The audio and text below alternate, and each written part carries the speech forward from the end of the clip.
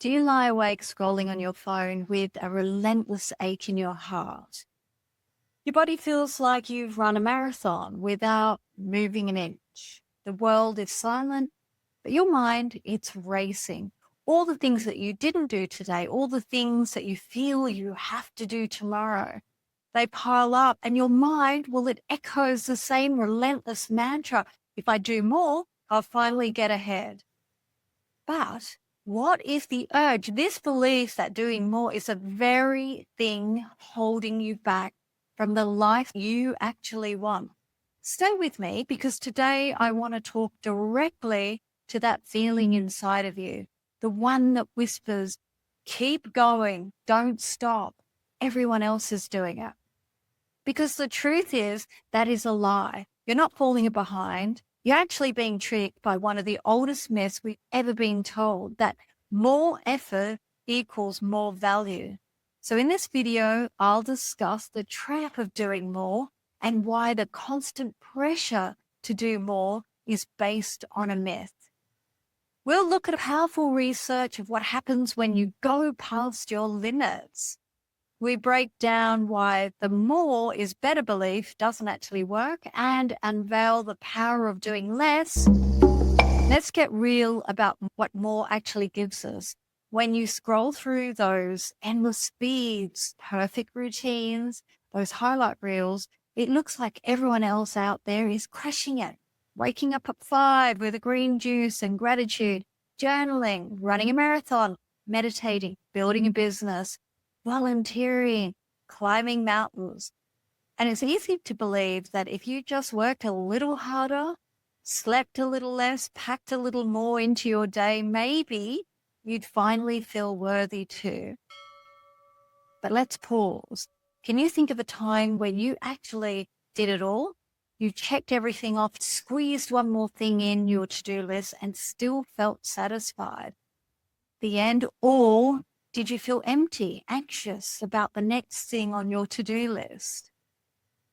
Here's something that you may not know. The World Health Organization says burnout is a syndrome, an illness born from the fantasy of endless output. Researchers at Stanford University found past a certain point, more effort actually gives us nothing. In fact, after a little while, you're just spinning your wheels, getting nowhere. So let's imagine you're rushing to get somewhere. You need to be fast. You're on one of those moving walkways at the airport. But instead of helping you, the belt is running backwards and faster than your feet can move. So every time you take a step forward, the walkway speeds up and it goes backwards. So your effort alone just burns you out, right? And maybe you're thinking, but if I don't keep moving forward, I'll fall behind. Everyone else seems to be moving forward. Maybe I'm the only one that feels this way. Well, you aren't. In Japan, they have a word, karyoshi, which means death by overworking. We can contribute it to all areas of our life. This idea, this myth that doing more equals being better. It isn't about tasks, it's about how we value ourselves. Let's rewind the story.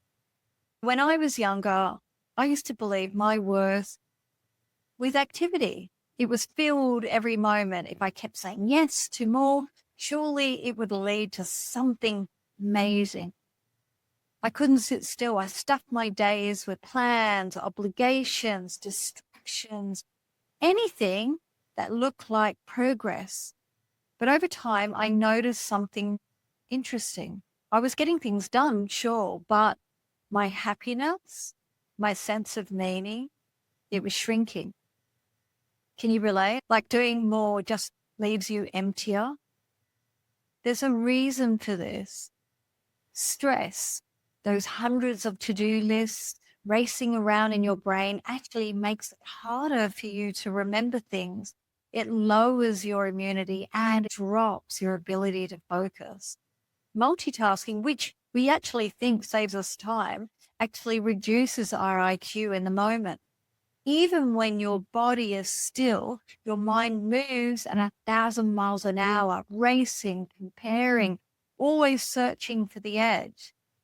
But every time you finish one thing, something else pops up, doesn't it?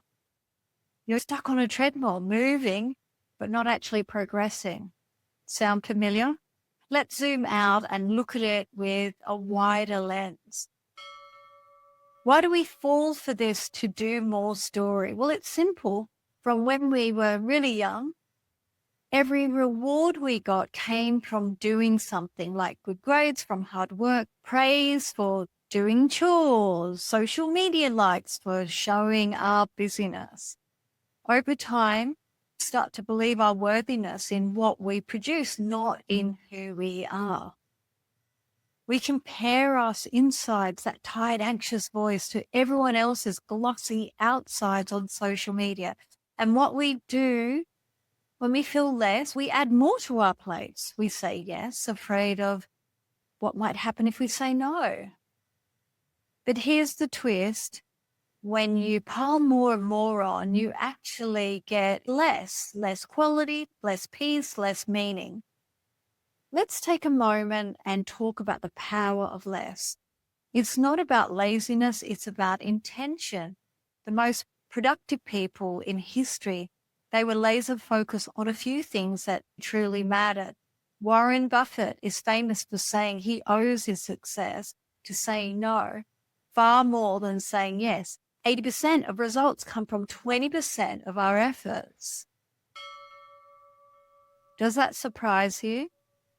The truth is, creating a life of substance has nothing to do with squeezing more in. Think about a brilliant musician. There are more silent moments between the music notes than actual sound. The resting space is what gives the song its meaning. Your life is the same. If you fill it with noise, when do you ever hear your own melody? I want you to visualize this with me. Imagine your time and energy like a beautiful clear glass jar. Every commitment, every obligation, every yes you say, that's another rock you put inside. If you keep adding, pretty soon, there's no room for water. You may feel accomplished, but what's really filling you up? Now dump out those rocks and just keep 3, the most important ones. Now pour in the water, representing your energy, your joy, your time, your rest and discovery.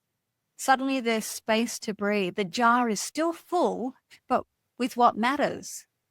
Another reason we cling to do more myth is fear. Not the fear of missing out, though. That plays a part. It's the fear that if we let go, if we do less, the world might move on without us, that our dreams will slip away, that the people we love might think less of us, that we might think less of ourselves. But here's the beautiful secret. By letting go, you gain so much more. When you step back, when you stop trying to fill every blank space, something unexpected happens. You start to feel alive again. You notice the beauty in the silence. You reconnect with who you actually are underneath the busyness. This isn't about becoming less ambitious. It's about reclaiming your life from the myth that productivity is the number one game. If you're still watching, part of you already knows this isn't working. This exhaustion, the apathy, the feeling that you're never enough. So what's next? Are you going to stay on the treadmill, or are you going to pause for just a moment and ask yourself, what actually matters to me? Not to everyone else, but to me. If you feel a wave of relief at even the thought of pausing, breathe into it. Maybe your soul is already trying to whisper, there must be another way. You could spend your whole life chasing quantity, tick off every box, attend every invite, respond to every ping. But when does the feeling of enough ever come? When do you stop and feel gratitude for simply being, independent of what you do? My friend, every moment you spend stuck in the cycle of more, more, is another chance to break it. Let's speak honestly. You are not your achievements. You are not your to-do list. You are not the sum of all the things that you've got done this week. You exist in the spaces in between, in the pause, in the breath, in the moments when you choose yourself, not another person's expectation of you. Listen closely. No amount of doing more will make you enough. Your life is not a checklist. It's an experience to discover and enjoy. Let's return to the beginning, the image of you lying awake at night, haunted by things that you haven't done. What if tonight was different? What if just this once you simply listened to what you needed instead of reaching for another task? What if you recognize the truth that what you're seeking won't be found by doing more, but by allowing yourself to do less and to choose with care what fills your heart? Every day you have the chance to make one choice, not 100, that shifts the tide. So if you're hearing this and you're tired and you're wondering, is it okay to reset? Will everything fall apart? Know that your life is not a race. You have nothing to prove, no scoreboard to win. Let yourself breathe. Let the silence grow. The most amazing parts of your life will unfold, not when you do more, but when you finally allow yourself to just be. If you're ready to step off the treadmill, if you're willing to believe, even just for a moment, that you're not behind, but exactly where you need to be, I invite you to take just one small leap. Tonight, before bed, take the weight off your shoulders. Not because you have to, but because you can. Replace that doing with a walk, a quiet moment, a real belly laugh. You don't have to do more to be more. You're already everything you need to be right here, right now.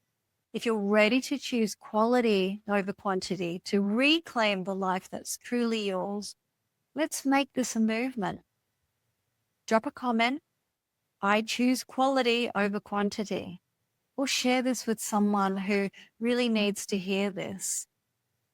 Let's show the world sometimes the bravest thing that you can do is less.